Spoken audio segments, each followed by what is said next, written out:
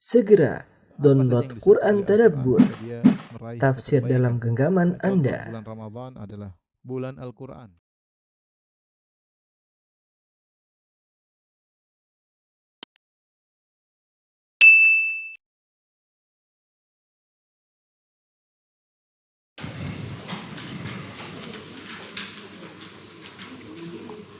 Bismillahirrahmanirrahim. Assalamualaikum warahmatullahi wabarakatuh. Alhamdulillahi ala ihsani wa syukru lahu ala taufiqihi wa amtinani. Asyhadu an la ilaha illallah wahdahu la syarika lahu ta'ziman li sya'nih wa asyhadu anna Muhammadan abduhu wa rasuluhu da'ila ridwanih. Allahumma salli alaihi wa ala alihi wa ashabihi wa ikhwani. Para ibu-ibu yang dirahmati Allah Subhanahu wa taala, bapak-bapak yang dimuliakan oleh Allah Subhanahu wa taala. Kita telah membahas secara global tentang tauhid ar-rububiyah dan juga tauhid al-asma wa sifat, tauhid al-uluhiyah. Pada kesempatan kali ini kita akan bahas tentang tauhid al-asma wa sifat. Sebagaimana telah kita jelaskan pada pertemuan-pertemuan sebelumnya, bahwasanya pembahasan tentang tauhid bisa diklasifikasikan menjadi tiga: tauhid ar-rububiyah, tauhid al-uluhiyah, dan tauhid al-asma wa sifat, ya. Tauhid al-asma wa sifat. Makna secara global, asma maksudnya adalah nama-nama Allah. Kemudian sifat maksudnya sifat-sifat Allah. Sifat-sifat Allah. Maksud dari tauhid al-asma wa sifat maknanya adalah mengesahkan Allah,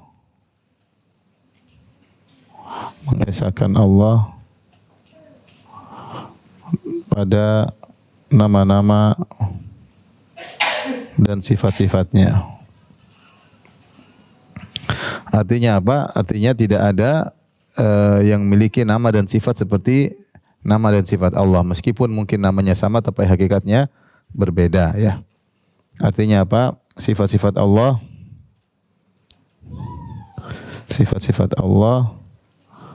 ya, esa tidak ada yang menyamainya.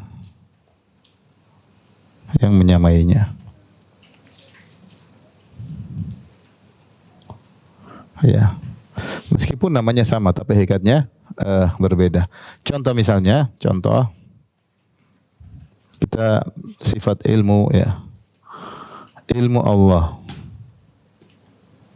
ya, tentu tidak sama dengan ilmu makhluk, ya. Makhluk.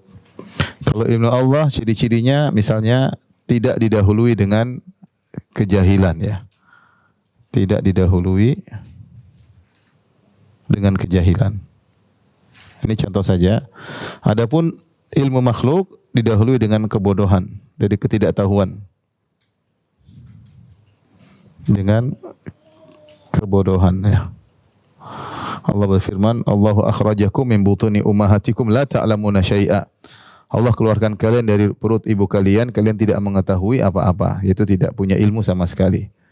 Wa ja'alakumus sam'a wal absara wal af'idah. Maka Allah jadikan bagi kalian pendengaran, kemudian penglihatan dan hati. Dengan adanya pendengaran dan penglihatan dan hati, maka manusia akhirnya bisa meraih ilmu, bisa mendapatkan ilmu, tapi didahului dengan kebodohan. Kemudian ilmu Allah sempurna. Allah sempurna meliputi segala sesuatu. Meliputi segala sesuatu. Adapun ilmu makhluk kurang. Ilmu makhluk sangat sedikit. Kita menyadari akan hal tersebut. Sangat sedikit. Allah mengatakan, wa ma utitum minal ilmi illa qalila. Kalian tidak diberi ilmu kecuali hanya sedikit. Kita saja punya ilmu yang terbatas. Ya, ada yang pakar ini tapi dia hanya terbatas pada bidangnya.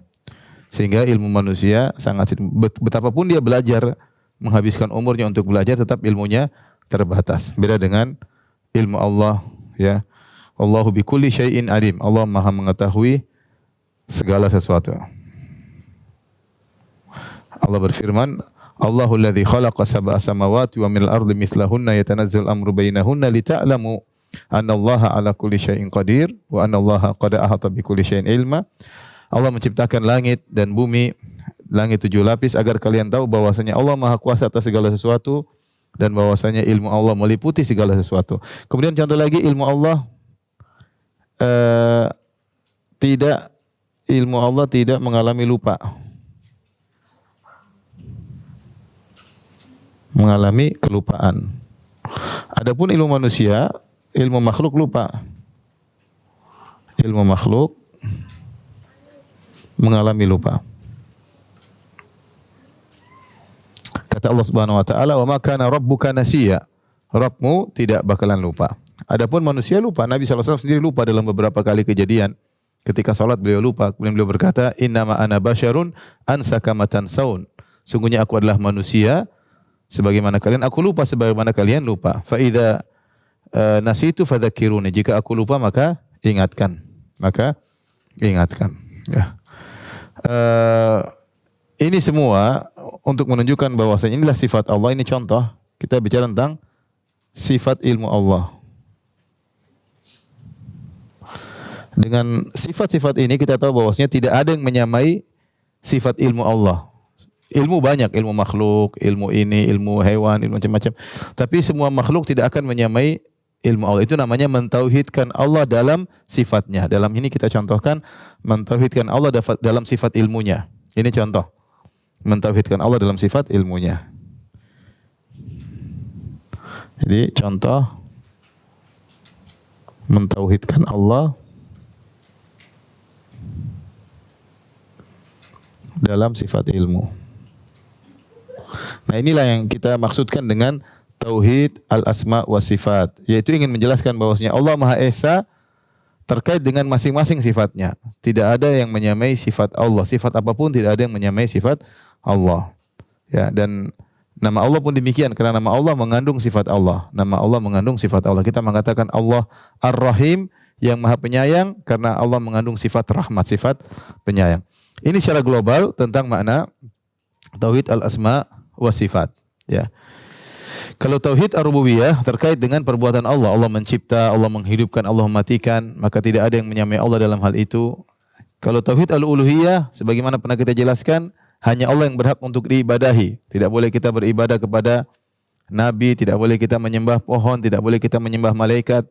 Yang berhak kita sembah cuma Allah. Kalau tauhid asma sifat terkait dengan sifat-sifat Allah Subhanahu wa taala, bahwasanya sifat-sifat Allah tidak ada yang menyamainya.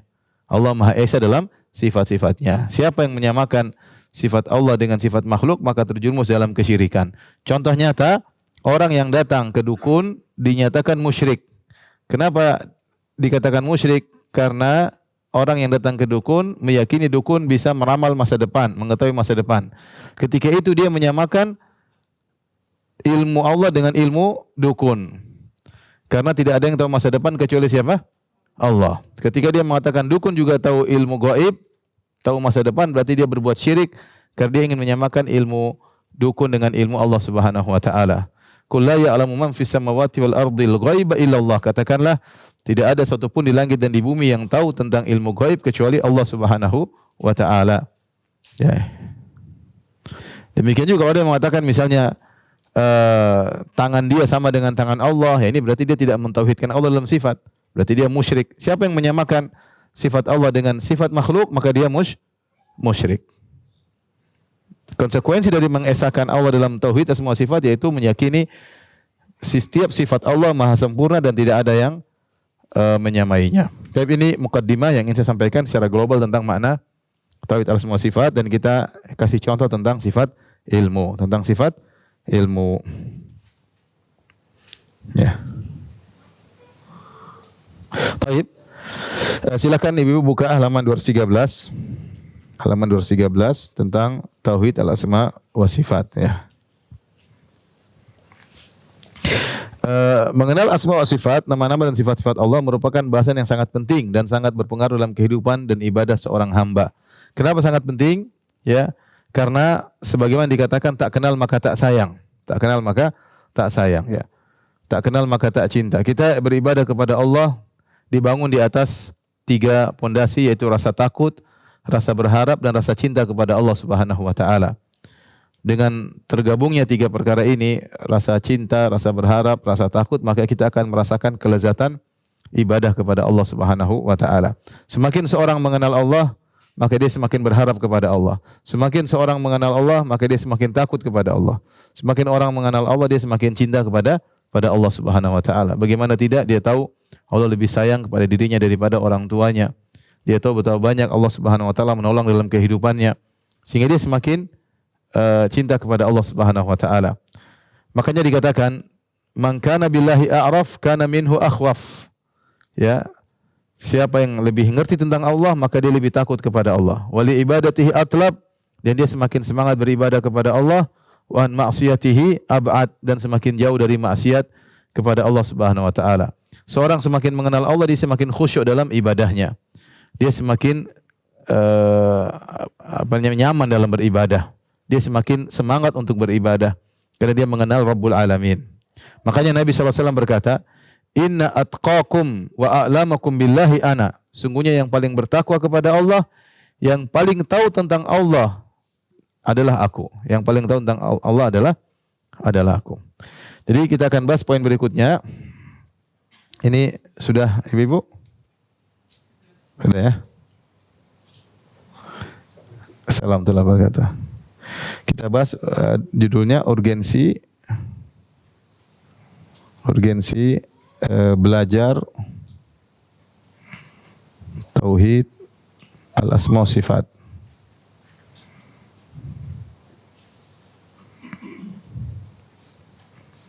Banyak poin yang buat kita penting untuk belajar asma sifat. Tadi pertama, semakin kenal Allah,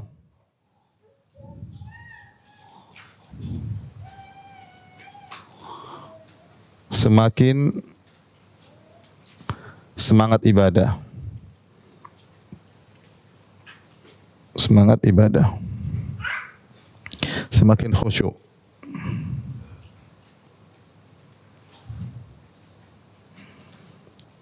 Semakin jauh dari maksiat.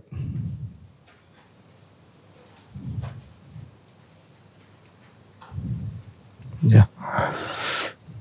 Semakin takut kepada Allah Subhanahu wa taala ya. Ya, semakin nyaman dalam ibadah.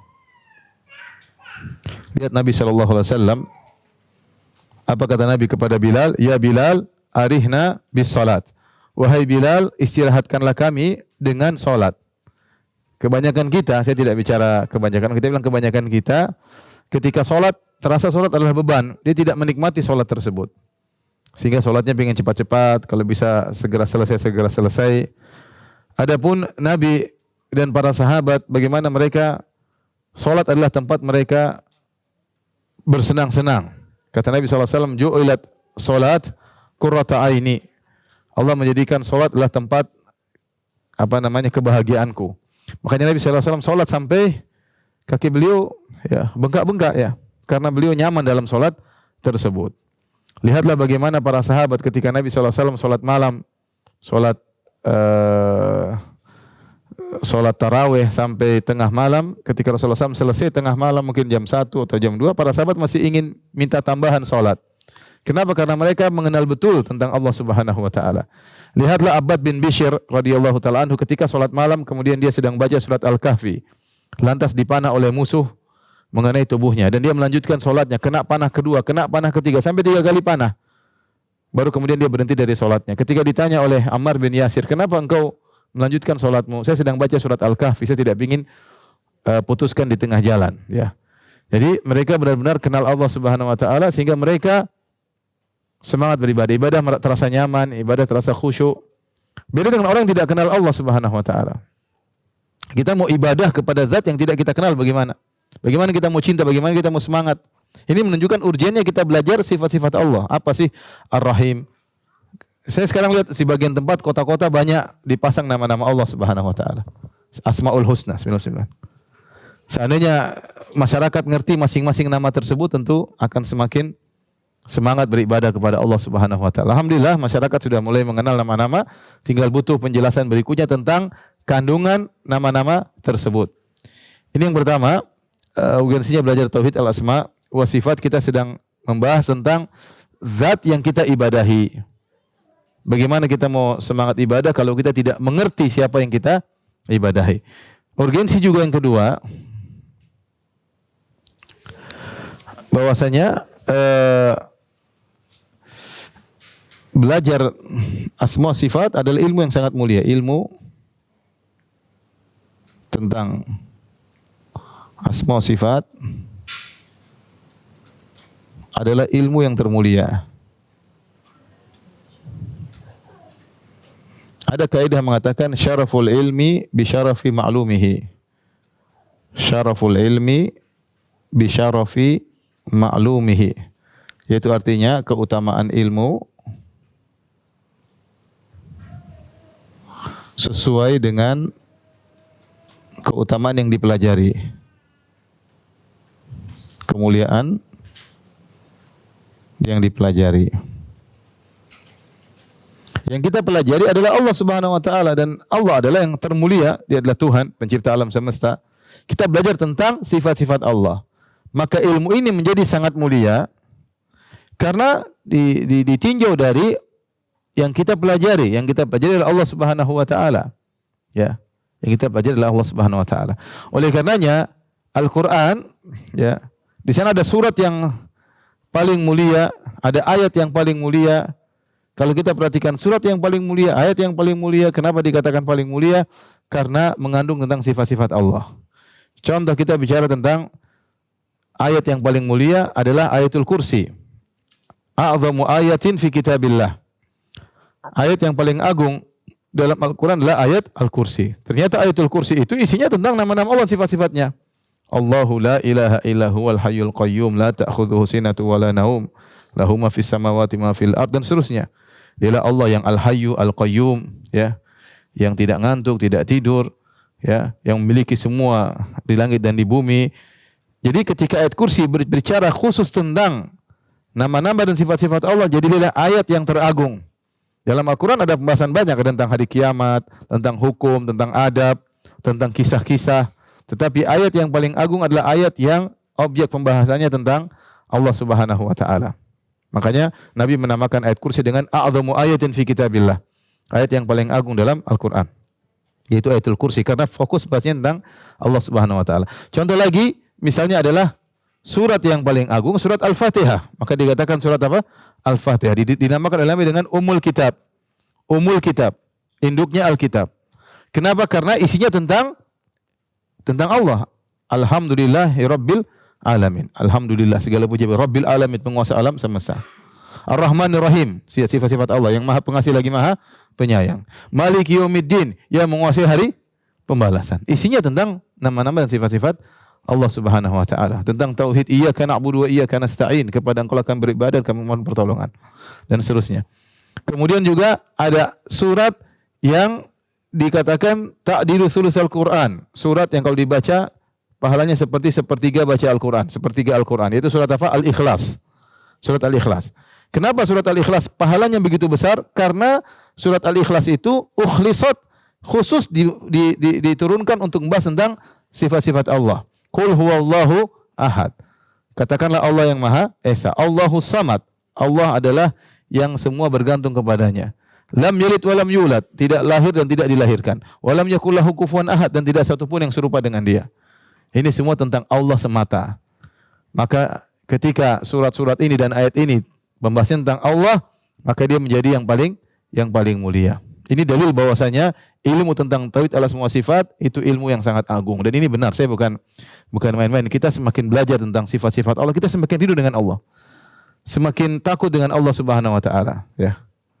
Semakin berharap, semakin takut, dan semakin cinta kepada Allah Subhanahu wa taala. Semakin jauh dari mengenal Allah, kita semakin ibadah terasa hambar, baca Quran terasa hambar, salat terasa hambar. Kenapa? Kita tidak mengenal siapa yang kita ibadahi. Tapi saya tulis di sini ilmu tentang asma wa sifat ilmu terbaik, ya. Ya, karenanya ayat kursi ayat teragung. Kenapa tadi ayat teragung? Karena isinya tentang sifat-sifat Allah Subhanahu wa taala. Al-Fatihah, surat teragung. Ummul Kitab, induk Al-Kitab.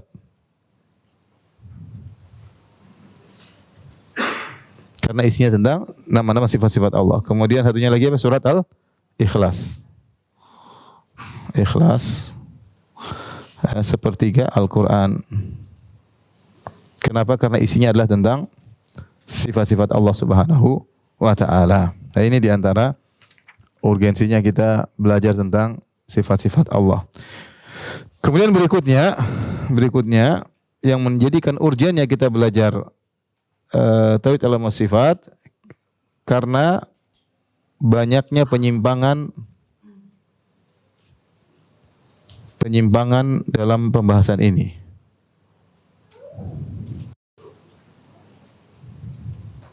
Banyak sekali ya. Banyak sekali. Dimulai karena salah tentang memahami sifat-sifat dan nama-nama Allah Subhanahu wa ta'ala. Munculnya penyimpangan yang banyak. Contoh ya. Ya, sehingga ketika banyak penyimpangan, kita harus belajar yang benar agar kita terhindar dari penyimpangan tersebut. Contoh misalnya tentang akidah falasifah.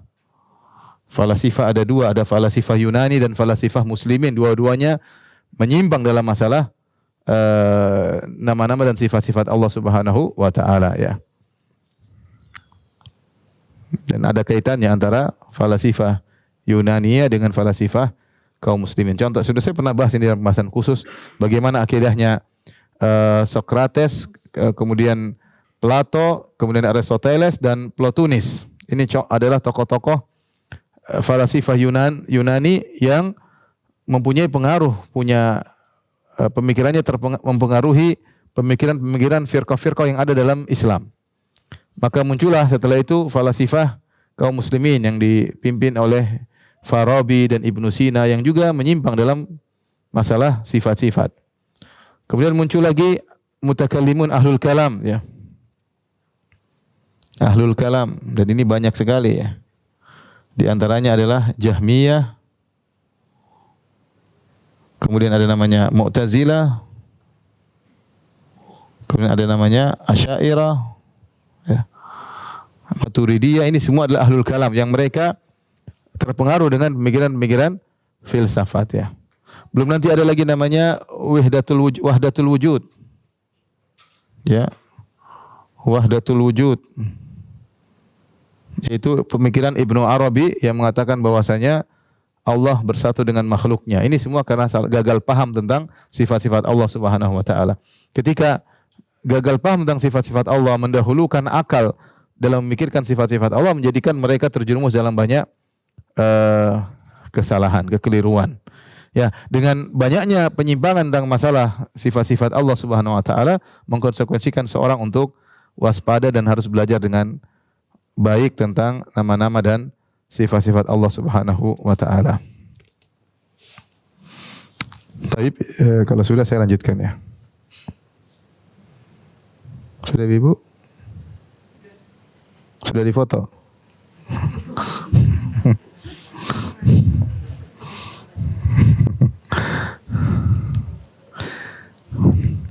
Ini harus sabar, kita belajar sedikit demi sedikit ya. Jadi habis ini kita akan belajar tentang kaidah-kaidah tentang nama-nama, kemudian kita belajar kaidah-kaidah tentang sifat-sifat.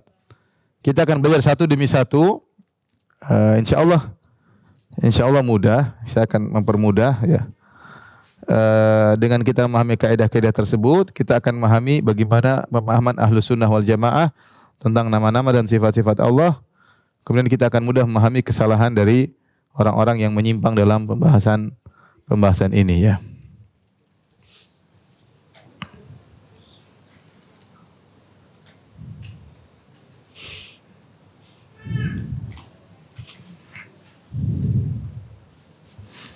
Ibu bisa buka di halaman 217.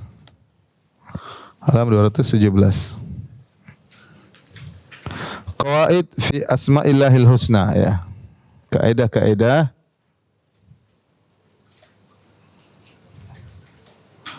terkait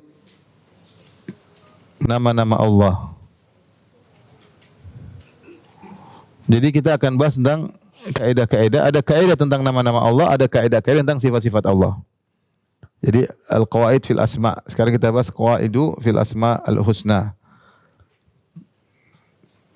Banyak kaidah di sini, tapi saya akan meringkas beberapa kaidah yang penting, yang urgen sebagai pengantar untuk memudahkan memahami asma wa sifat. Ya. Yang pertama, nama Allah tauqifiyah.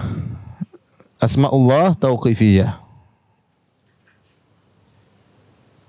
Tauqifiyah maksudnya nama Allah itu harus pakai dalil. Harus berdasarkan dalil. Tauqifiyah. Bukan taufik ya, tauqif. Tauqifiyah. Harus berdasarkan dalil. Jadi enggak boleh kita mengarang nama-nama Allah sendiri, enggak boleh. Kita nama Allah harus berdasarkan dalil. Apa dalil akan hal ini? Firman Allah Subhanahu wa taala dalam beberapa ayat Allah mengatakan, perhatikan, walillahil asma'u al-husna fad'uuhu biha. Kata Allah Subhanahu wa taala, Allah memiliki nama-nama terindah, maka berdoalah dengannya. Ya. Jadi Allah mengatakan Allah memiliki nama-nama terindah, maka berdoalah dengan nama-nama tersebut. Saya artikan ya. Allah memiliki nama-nama terindah, maka berdoalah dengan nama-nama tersebut. Ini dalam surat Al-A'raf ayat 180 ya.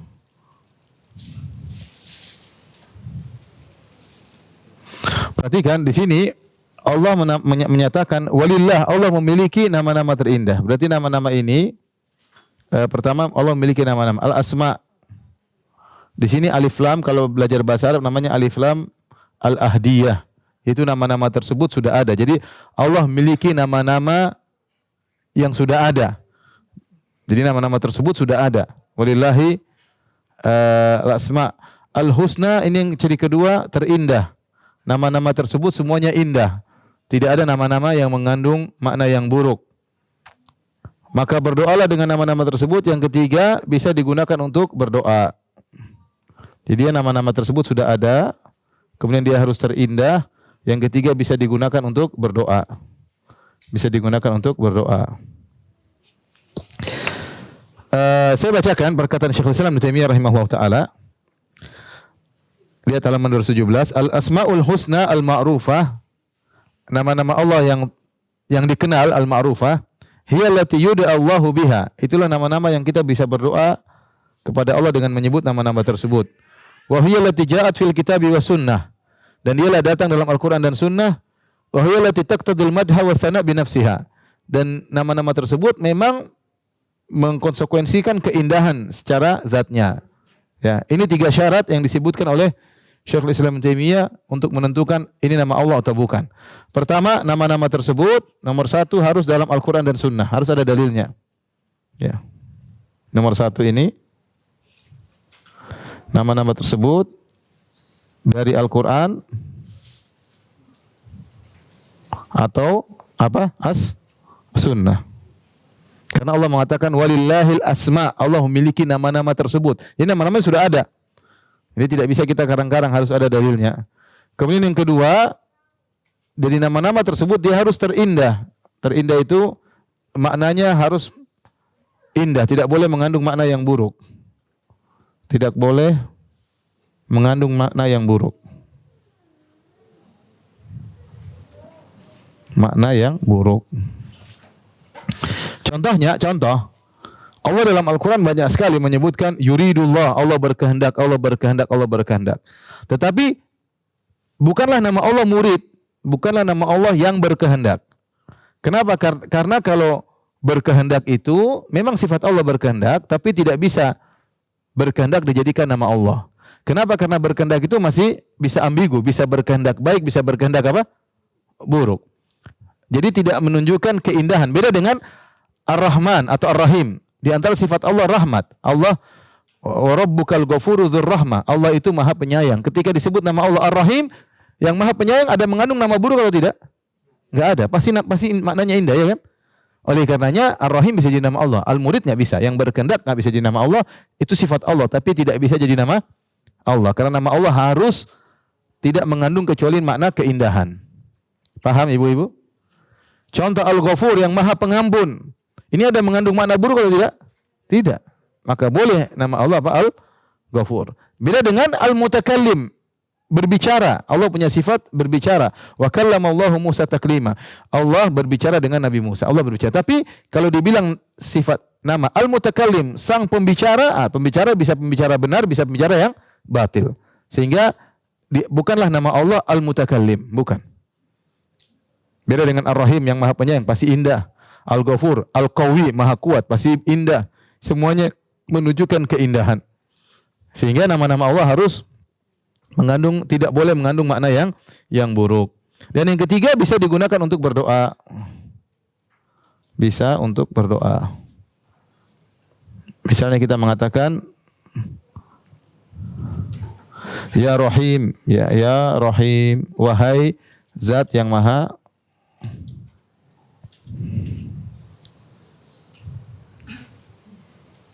Misalnya kita mengatakan ya Rahman atau ya Rahim,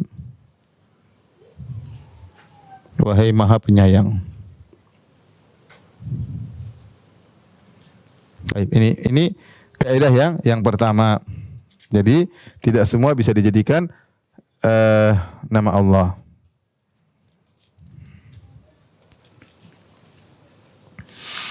Contoh dalam hadis disebutkan ad-dahru. Ad-dahru artinya adalah masa. Lihat halaman 219. Ibu lihat halaman 219. Di situ ada contoh yang tidak pantas jadi nama Allah, contohnya ad-dahru. Ad-dahru artinya masa. Masa bukan suatu yang terpuji. Maka tidak boleh kita menamakan Allah dengan ad-dahru. Enggak boleh kita kasih nama anak dengan Abdud Dahri. Enggak boleh. Karena ad-dahr itu bukan nama Allah Subhanahu wa taala. Nama Allah itu harus memiliki makna yang terindah dan harus datang dalam Al-Qur'an dan Sunnah. Oleh karenanya kalau ada sebutan yang tidak dalam Al-Qur'an dan Sunnah maka bukan nama Allah. Contoh Gusti. Gusti itu bukan nama Allah. Tapi bisa kita mengabar, nanti akan ada pembahasan tersendiri. Mengabarkan Allah dengan selain nama Allah boleh, tapi tidak katakan itu nama Allah.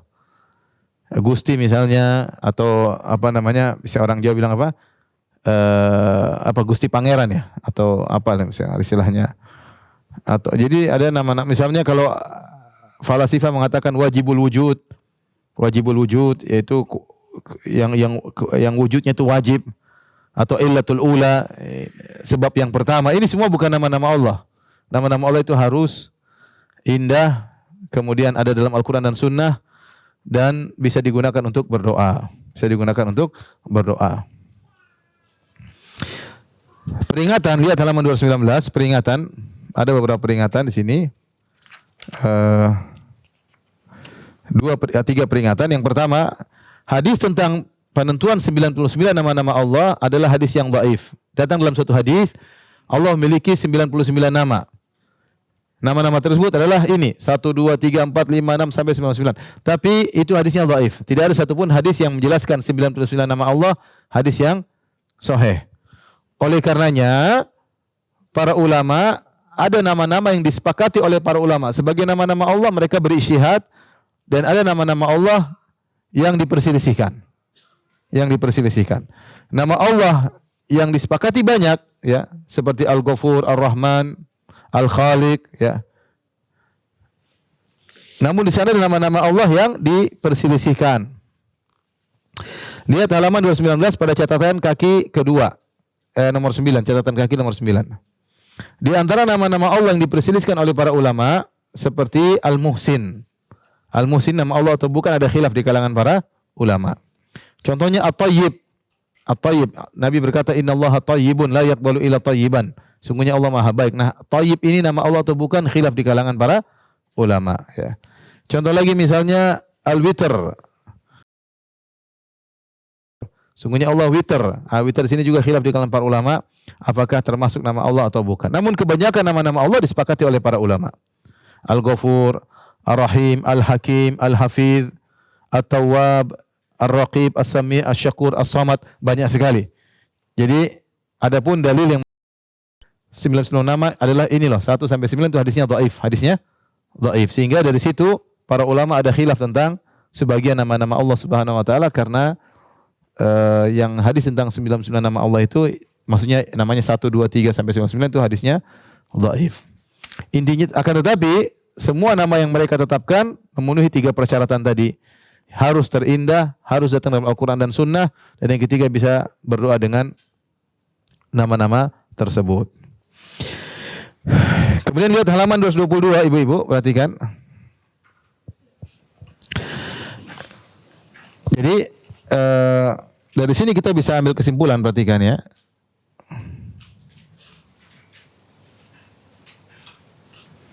Tidak semua sifat Allah bisa jadi nama, paham? Bisa jadi nama Allah. Contohnya tadi apa? Sifat Allah iradah, berkehendak, tapi tidak boleh kita menamakan Allah dengan apa? Murid, maha berkehendak. Demikian juga contohnya al-kalam, Allah sifat Allah berbicara, tapi tidak kita namakan Allah al-mutakallim, ya. Contoh sifat Allah al-iradah. Ini sifat Allah, berkehendak. Tapi bukan nama Allah al-murid. Kenapa? Tidak boleh ibu-ibu. Kenapa al-murid tidak jadi nama Allah yang maha berkehendak? Karena kehendak itu tidak menunjukkan keindahan secara sendiri, secara langsung. Kehendak bisa kehendak baik, bisa kehendak buruk. Contohnya juga misalnya al-kalam. Di antara sifat Allah adalah al-kalam, maha berbicara. Berbicara. Tetapi bukan nama Allah al-mutakallim. Bukan nama Allah al-mutakallim karena namanya berbicara tidak menunjukkan keindahan secara langsung. Berbeda dengan al-Ghafur, ar-Rahman, al-Hakim yang maha bijak, al-Qawi yang maha kuat, al-Aziz yang maha perkasa. Begitu kita baca, kita tahu itu menunjukkan apa? Kesempurnaan. Itu menunjukkan kesempurnaan. Tapi berikutnya juga terkadang satu sifat sebaliknya. Satu sifat terkadang bisa muncul beberapa nama. Satu sifat terkadang bisa muncul beberapa nama. Ini apa namanya? Peringatan. Yang pertama, tidak semua sifat Allah menjadi nama Allah. Yang kedua sebaliknya, satu sifat terkadang satu sifat bisa mengandung memunculkan beberapa nama. Beberapa nama. Contoh ibu-ibu, lihat halaman 222. 222. Ada sifat Allah namanya al-maghfirah. Maghfirah itu memaafkan. Atau gufran, artinya sifat Allah memaafkan. Ternyata dari sifat maghfirah ini ada 3 nama. Ada nama Allah Ghafir, ada namanya Ghaffar, ada namanya Ghafur. Jadi orang bisa kasih nama anaknya Abdul Ghafir boleh. Boleh namanya Abdul Ghafur, boleh namanya Abdul Ghaffar. Biasanya ada Abdul Ghafur, ada Abdul Ghaffar. Nah, apa bedanya Ghafir, Ghaffar dengan Ghafur? Kita bilang 3 nama ini. Ini sudah ya? Sudah? Lihat halaman berikutnya ya.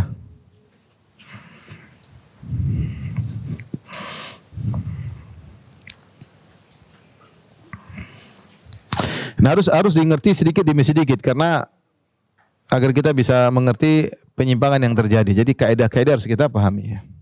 Sebenarnya mempelajari tauhid itu mudah sebenarnya. Dulu Nabi SAW mengajarkan tauhid kepada orang-orang Arab Badui, orang baru masuk Islam. Tetapi tauhid terkadang menjadi rumit ketika kita harus membahas penyimpangan yang ada. Ketika banyak penyimpangan, maka kita harus mengerti kaidah yang benar untuk bisa menepis penyimpangan-penyimpangan yang tidak sesuai dengan kaidah. Maka mau tidak mau seorang harus belajar kaidah-kaidah agar dia tidak menyimpang. Ya. Baik, kita lanjutkan. Contoh, satu sifat bisa memunculkan beberapa nama. Contoh, sifat al-maghfirah atau al-ghufran. Maghfirah atau al-ghufran. Wa rabbukal ghafuru inna rabbaka wasi'ul maghfirah dalam Al-Qur'an. Maghfirah artinya sifat apa? Mengampuni, mengampuni. Ternyata dari sifat maghfirah ini bisa ada tiga nama. Yang pertama adalah Ghafir. Yang kedua Ghafur. Yang ketiga Ghaffar. Dalam Al-Qur'an Ghafir misalnya Ghafiridz dzambi wa qabilit taubi syadidil iqab dalam surat Ghafir. Ghaffar banyak ya. Wa huwal ghafurur rahim. Wa huwal ghafurur rahim. Ghaffar innahu kana ghaffara. Innahu kana ghaffara. Nah, semua kalau kita mau artikan, semuanya artinya sama dengan Maha mengampuni. Semuanya ini maknanya, ketiga nama ini artinya Maha mengampuni. Maha mengampuni. Akan tetapi kok bentuknya beda? Ada Ghafir, ada Ghaffar, ada Ghafur. Maka dalam bahasa Arab perubahan bentuk menunjukkan ada perubahan makna. Tidak sama antara Ghafir dengan Ghafur dengan Ghaffar. Apa maknanya? Bedanya apa? Para ulama menjelaskan kalau Ghafir ini masih umum. Ghafir ini maknanya adalah Maha mengampun. Umum dia, Maha mengampuni. Dia Maha mengampuni, Ghafir. Dia adalah kata yang biasa, merupakan kata asal. Kata asal. Tapi kalau Ghafur dan Ghaffar ini disebut dengan sighah mubalaghah ya, disebut dengan sighah al-mubalaghah. Yang menunjukkan kuatnya perbuatan. Kuatnya perbuatan. Nah, dia lebih daripada sekedar Ghafir. Seperti kalau kita bilang Qata'a memotong, tapi kalau qata'a itu ada penekanan dalam bahasa Arab. Beda. Ya, qata'a artinya memotong. Kalau qata'a bisa artinya memotong berulang-ulang atau memotong dengan kuat. Nah, kalau Ghafur maknanya adalah memaafkan. Ini terkait dengan kualitas ya, dengan jaudah, terkait dengan kualitas dosa. Sehingga maknanya adalah Allah mengampuni sebesar apapun dosa tersebut, sebesar apapun dosa.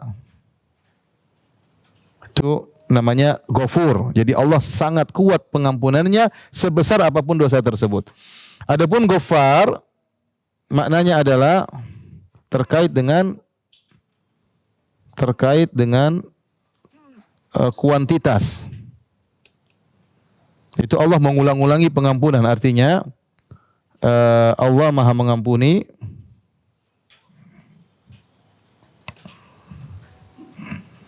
meskipun berulang-ulang dosa tersebut.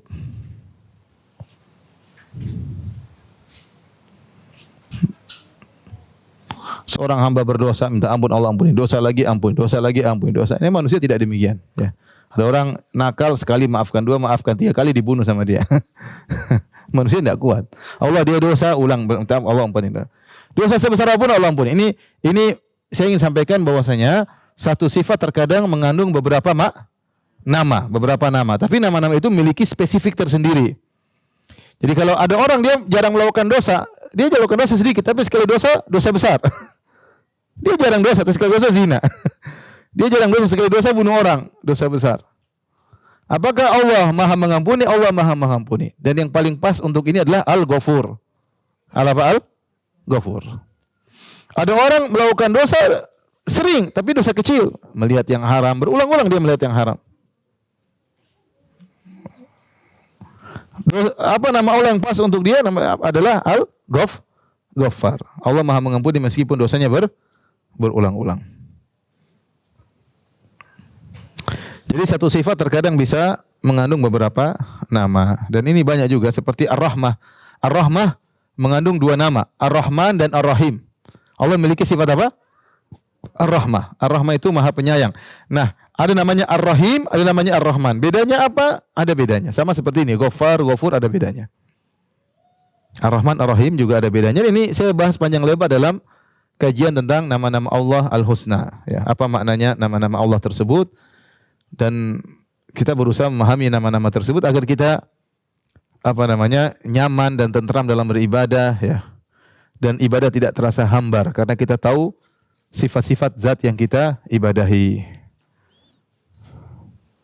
Taib, yang berikutnya ini sudah belum? Belum ya? Ya sudah.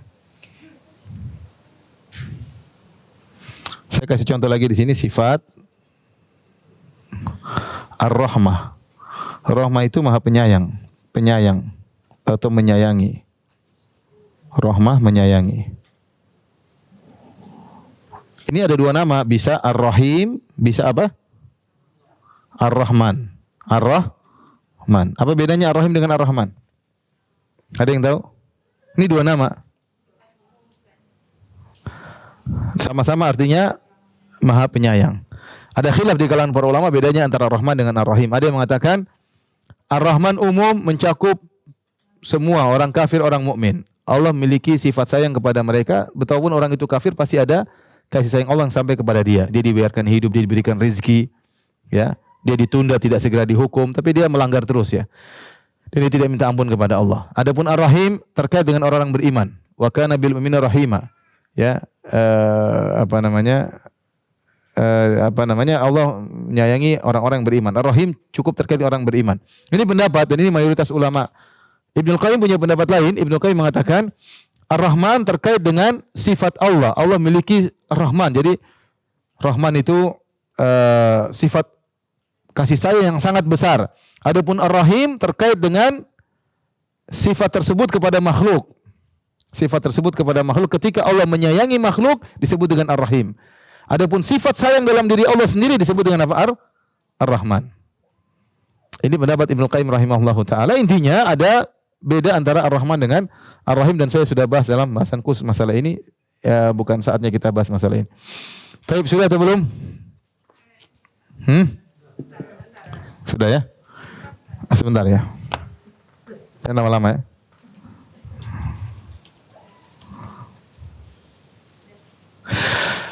Kalau sudah, lihat halaman 224. Ibu-ibu buka halaman 224. Bolehkah kita mengabarkan tentang Allah tanpa nama-namanya? Jawabannya boleh dengan syarat pengkabaran tersebut tidak mengandung perendahan terhadap Allah Subhanahu wa taala. Misalnya saya bilang Allah adalah Tuhan. Tuhan itu bukan bahasa Arab dan dia bukan tapi kita boleh mengatakan Tuhan karena Tuhan maknanya bagus ya. Seperti orang-orang mengatakan Al-Qadim. Al-Qadim tidak ada dalam Al-Quran atau Sunnah bahwasanya Allah namanya Al-Qadim. Al-Qadim itu, tapi dia mirip dengan makna azali. Makna Al-Awwal. Maknanya Al-Awwal. Yang ada dalam Al-Quran, Huwal Awwalu. Dialah Allah yang maha pertama. Sebagian ulama menyebut Allah dengan Qadim. Qadim itu bukan nama Allah. Tidak boleh kita namakan atau tidak boleh kita menamakan Allah dengan Al-Qadim karena tidak ada dalilnya. Tapi kita boleh mengabarkan Allah itu Qadim, maksudnya Allah azali. Allah azali. Contohnya orang-orang falasifah mengatakan Allah wajibul wujud. Mereka membagi wujud itu ada dua. Ada wajibul wujud, ada mumkinul wujud. Wajibul wujud itu yang wujudnya harus ada. Kalau tidak ada dia, enggak ada wujud yang lain. Adapun makhluk ini namanya mumkinul wujud, yang wujudnya mungkin ada, mungkin enggak ada. Kita kalau enggak ada masalah, kita ada juga enggak ada masalah, ya. Tapi kalau Allah enggak ada, maka tidak ada wujud yang lain. Maka mereka menamakan Allah dengan wajibul wujud. Ini boleh atau tidak? Boleh-boleh saja selama tidak mengandung makna yang merendahkan. Ya. Tetapi hati-hati jangan kita menamakan Allah atau mensifati Allah dengan sifat-sifat yang terkadang memiliki makna yang konotasinya buruk. Contohnya kita bilang misalnya apa? Kita bilang Allah mesra misalnya. Ini agak lebay dan maknanya kurang bagus karena mesra itu kayak ada syahwat atau ada apa begitu. paham? Maka hindari nama-nama tersebut ya. Kalau mesra itu kayak ada apa? Ada syahwat. Kalau kita ragu, mending nggak usah kita menggunakan atau intinya jangan kita memberi kabar tentang Allah dengan nama-nama yang meragukan. Tidak perlu. Alhamdulillah nama-nama Allah banyak yang terindah. Kalaupun kita mengabarkan tentang Allah, harus dengan memilih kata-kata yang tepat. Tidak boleh mengandung perendahan sama sekali. Karena Dialah Tuhan yang maha sempurna. Paham Ibu yang dirahmati Allah Subhanahu wa taala? Ya. Baik.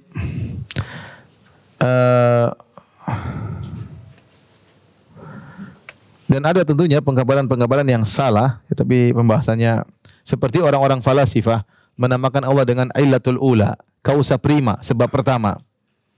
Allah sebab pertama, yang lain merupakan akibat. Makhluk merupakan akibat. Tetapi kalau kita pelajari tentang akidah mereka, akidahnya Plato, Aristoteles dan Plotinus, ternyata mereka menamakan Allah dengan Illatul Ula, sebab yang pertama. Ternyata mereka itu menghilangkan sifat Allah menciptakan. Jadi mereka tidak mengatakan Allah mencipta, tapi kata mereka makhluk itu muncul karena konsekuensi kesempurnaan Allah. Jadi Allah tidak mencipta, tapi makhluk itu muncul karena konsekuensi kesempurnaan Allah.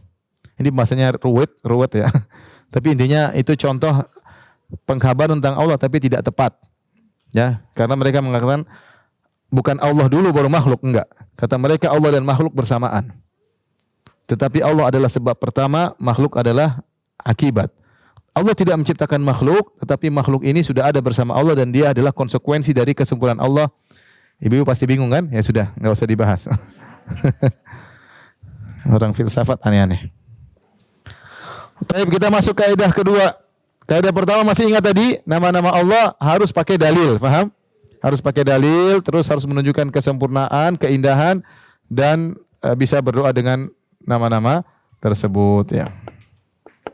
Berdoa tentunya sesuai dengan yang pas. Kalau kita ingin dirahmati, kita bilang ya Rahim, wahai Maha Penyayang. Ya Rahman. Ya, kalau kita ingin diampuni, kita bilang ya Ghafur, ya Ghaffar, ampunilah aku. Kalau kita ingin ditolong, kita bilang ya Qawi, ya Matin, yang Maha Perkasa, yang Maha Kuat, ya Aziz, kita minta ditolong ya, seperti itu. Kalau kita ingin diterima taubatnya, kita bilang ya Tawwab, wahai yang Maha Penerima apa? Taubat, dan seterusnya. Kita berdoa sesuai dengan nama-nama Allah. Kaidah kedua.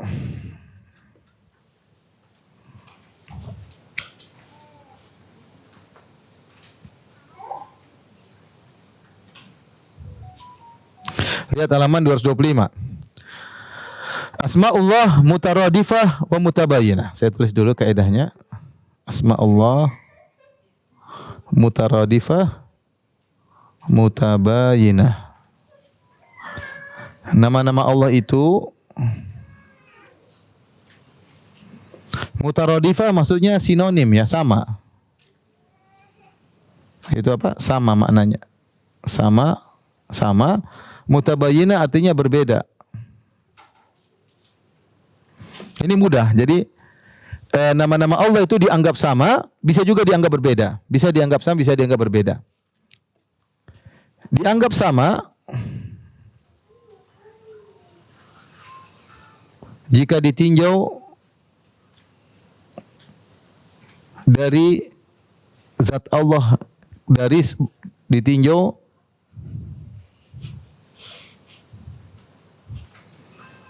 dari bahwa semua nama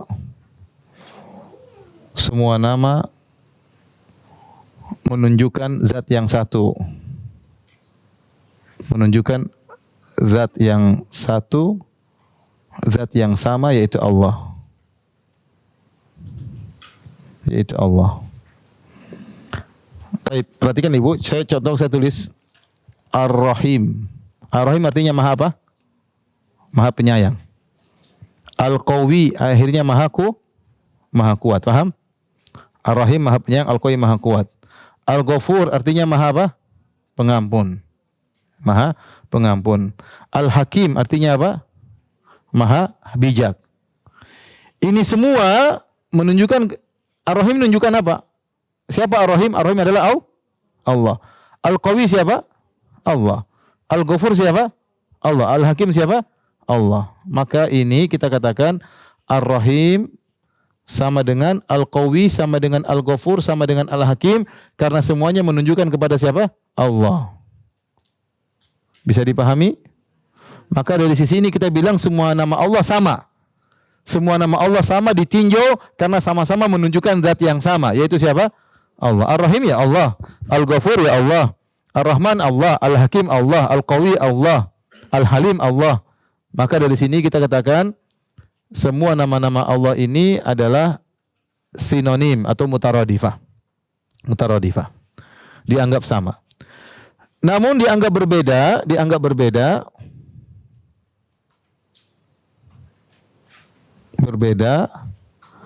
jika ditinjau dari kandungan makna, dari kandungan sifat, dari kandungan makna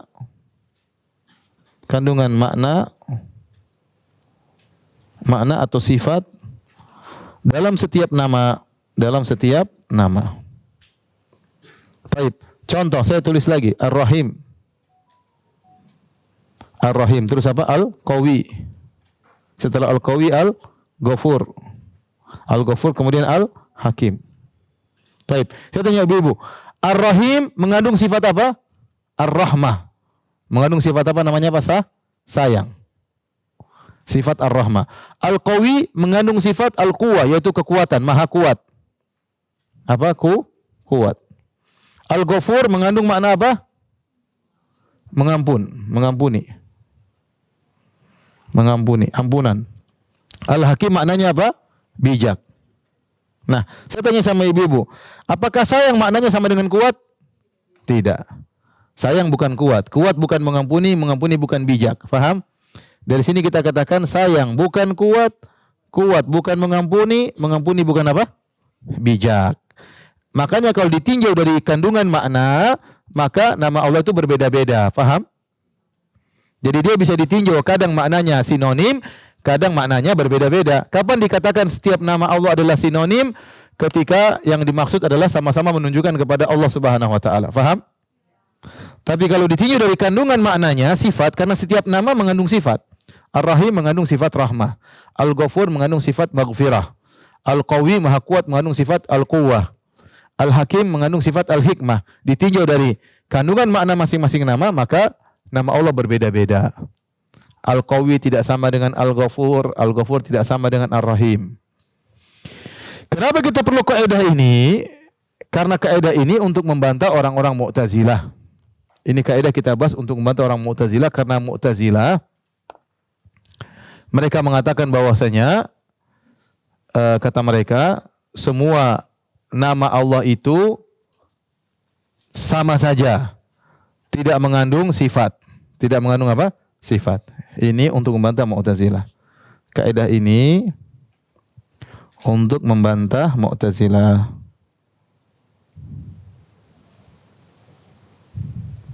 Baik. Saya akan bahas setelah ini. Sudah belum?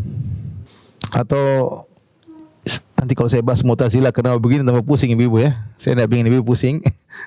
Ya udah nanti aja. Kenapa Mu'tazilah? Mu'tazilah sesatnya di mana? Mau dibahas kah? Enggak usah ya? Hah? Sedikit aja. Sedikit aja ya.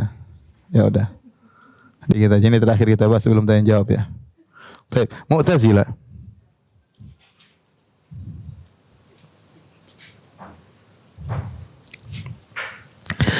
Mu'tazilah dia memiliki keyakinan bahwasanya Allah itu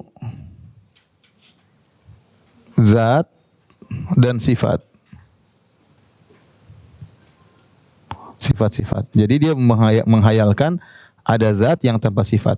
Kata dia ada zat tanpa sifat. Beda Ahlus Sunnah wal Jamaah meyakini Allah itu jadi zat dan sifat secara langsung ya. Jadi Allah itu zat doang. Kalau Mu'tazilah Allah itu hanya zat ya, hanya zat. Hanya zat. Ini menurut Mu'tazilah. Ahlus Sunnah Allah itu zat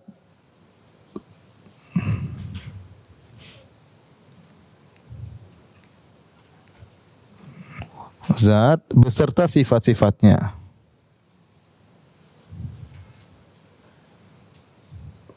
Jadi Allah di zaman azali sudah zat beserta apa?